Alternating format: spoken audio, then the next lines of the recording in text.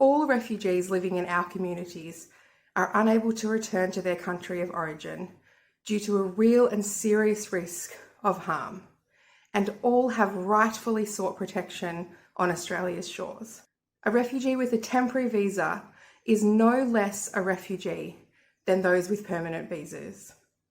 The only difference is that the Australian government has decided to deem people who arrive by boat as being ineligible for permanent protection. Our social security system discriminates against refugees on the basis of whether they hold a permanent protection visa or a temporary form of protection visa. It's one of many ways our laws and policies embed unfair distinctions between refugees in Australia based on how they've travelled here. Refugees who hold temporary visas are already subject to years of limbo and uncertainty about their future, and many have been denied liberty for extended periods. On top of all that, those living in our communities now cannot access adequate income support if they suddenly find themselves unable to work. Just imagine being stuck in a situation like this. You and your family cannot return to your country of origin.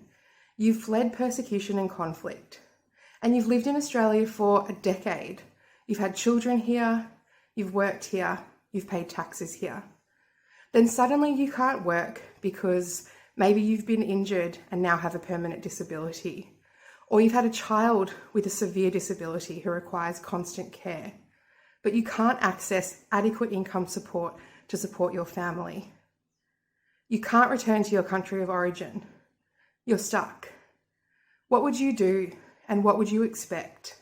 The Australian government can change the legislation to grant eligibility for job seeker, the disability support pension, the age pension, payments for carers and payments for families to all refugees living in Australia. Our government should do better than this. We should do better than this. Demand a government that will remove barriers to adequate income support for all refugees. Demand a commitment to this from candidates at this year's federal election.